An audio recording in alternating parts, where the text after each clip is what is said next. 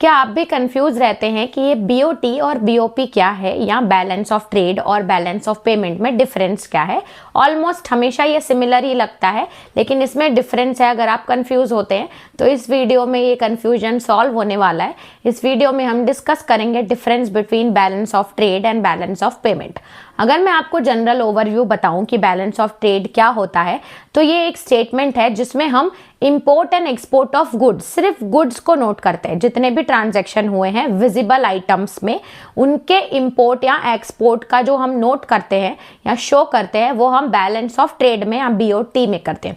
वहीं अगर देखा जाए तो जितने भी फॉरेन ट्रांजैक्शन हो रहे हैं, चाहे हम गुड्स है, सर्विसेज में ट्रांजैक्शन हो रहे हैं, या कैपिटल इन्वेस्टमेंट है, या इसके साथ साथ रेमिटेंसेज है, एड्स है, जो भी फॉरेन से ट्रांजैक्शन हो रहे हैं, चाहे वो सर्विस क्यों ना हो, वो सारी चीजें अगर जिसमें रिकॉर्ड होती है उनको बैलेंस ऑफ पेमेंट बोला जाता है। देखा जाए तो बैलेंस ऑफ पेमेंट जो है वो ब्रॉडर कॉन्सेप्ट है, क्योंकि वो बहुत सारे आइटम्स इंक्लूड करता है।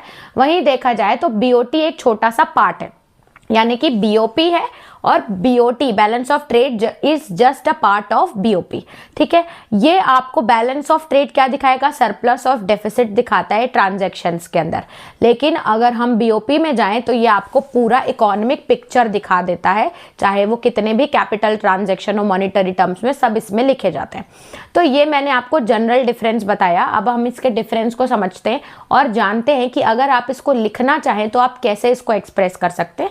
यहाँ पे मैंने बेसिस लिखे हैं और यहाँ पे बीओटी है, बैलेंस ऑफ ट्रेड है, और उधर बैलेंस ऑफ पेमेंट है। ठीक है, अब डिफाइन कैसे करोगे? तो इसको ये जैसे मैंने शॉर्ट लिखा है ताकि हम समझ पाए। इसको आप ओन वर्ड्स में नोट्स भी बना सकते हो according to the answer writing.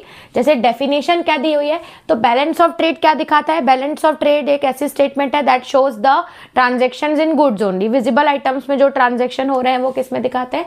Balance of trade में। Shows goods import and export, जो भी इंपोर्ट एंड एक्सपोर्ट हुआ है गुड्स में वो इसमें दिखाता है विजिबल आइटम्स। फिर आता है balance of payment. Balance of payment क्या दिखाता है? सारे इंटरनेशनल ट्रांजैक्शंस, यानी कि चाहे वो गुड्स हो, चाहे वो सर्विसेज हो, या कैपिटल हो, या लोन हो, लोन भी क्यों ना हो, वो भी हम किस में दिखाते हैं? बैलेंस ऑफ पेमेंट में, यानी कि ये सारे ट्रांजैक्शन दिखाता है। फिर आता है स्कोप। इसका स्कोप क्या है? अभी मैंने आपको बताया कि ये सिर्फ विजिबल आइटम से डील करता है, तो इसका स्कोप क्या होता है? नैरो स्कोप होता है, और इसमें गुड्स, सर्विसेज सारी चीजें आती है। तो बीओपी का जो स्कोप है वो ब्रॉड होगा। ठीक है, अब इंक्लूड क्या क्या करता है? हम तो जानते हैं कि बैलेंस ऑफ ट्रेड क्या इंक्लूड करता है? ट्रांजैक्शंस ऑफ ओनली गुड्स, यानी कि सिर्फ गुड्स रहेंगी या विजिबल आइटम्स रहेंगे उनको ही ये इंक्लूड करेगा।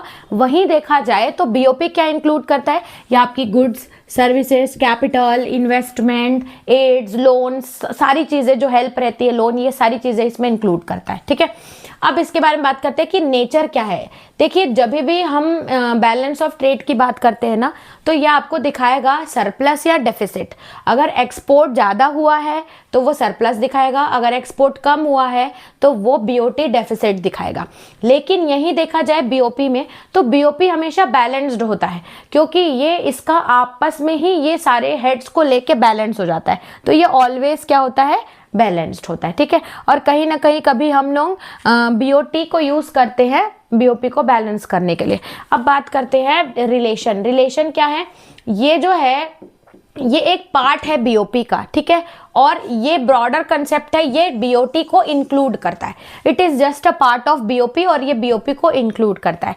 तो ये था about the difference between BOT and BOP. अगर आप इसको डिटेल में लिखेंगे आंसर राइटिंग के हिसाब से, ओन वर्ड्स में इसको इंक्रीज करके, तो ये आंसर काफी परफेक्ट बनेगा। हेड्स मैंने 5 ही लिए हैं। आई होप आपको इसमें से समझ में आ गया होगा कि ये बीओटी और बीओपी में डिफरेंस क्या है। तो इस वीडियो में इतना ही रखते हैं, चलते हैं नेक्स्ट वीडियो में, देखते हैं नेक्स्ट टॉपिक। तब तक के लिए थैंक्स फॉर वॉचिंग।